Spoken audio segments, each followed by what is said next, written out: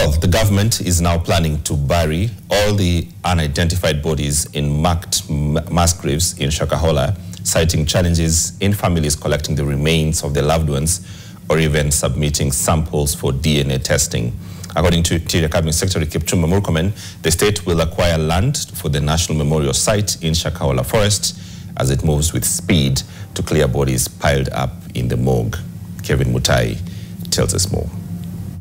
It has been approximately 2 years now since the discovery of the doomsday religious cult in Shakahola Forest in Kilifi County, where 429 people lost their lives after fasting. The Ministry of Interior reveals that data from the government chemist indicate that only the DNA results from the 366 bodies have been successfully collected, with only 66 bodies matched and released to the families for burial. We need to close this discussion of Shakahola, but we need as many victims ambao they think that they lost their loved ones wajitokeze ili iwezekane tujue kwamba nini inalingana kama mili zao kama ile sample imetolewa inalingana na familia zao. Murkomen, who was speaking during a media engagement in Mombasa, also said that the state is in the process of acquiring land from the 50,000-acre Shakahola forest inside Chakama Ranch and construct a national memorial center where all the exhumed and uncollected bodies will be buried in a mass grave site.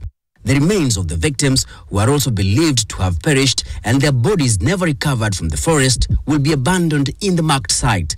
The area will also serve as a national monument and a reminder of the cruelty that led to the loss of hundreds of lives in the deadly religious doctrine. Tunaweza weka kumbukumbu sehemu hiyo ya na kwa laza pale mili ambazo zimebaki kutojulikana relatives yao ni nani. Ndio siku zingine za baadaye kama mtu ataweza kujitokeza, tunajua kwamba hii sample iliwekwa pale na hivi na kwamba familia inaweza tumia wakati huo for closure.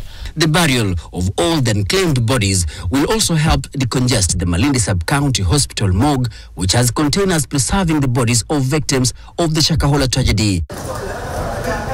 At least 95 suspects, among them the controversial preacher Paul Mackenzie of Good News International Church, are still in prison facing several counts.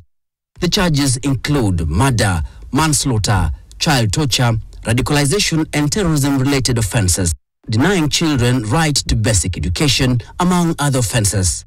They have been in custody for more than 2 years, with more than 30 witnesses testifying in each of the offenses.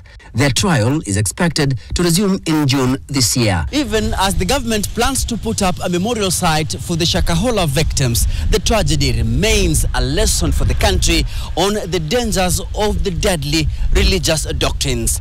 Kevin Mutai, NTV in Mombasa.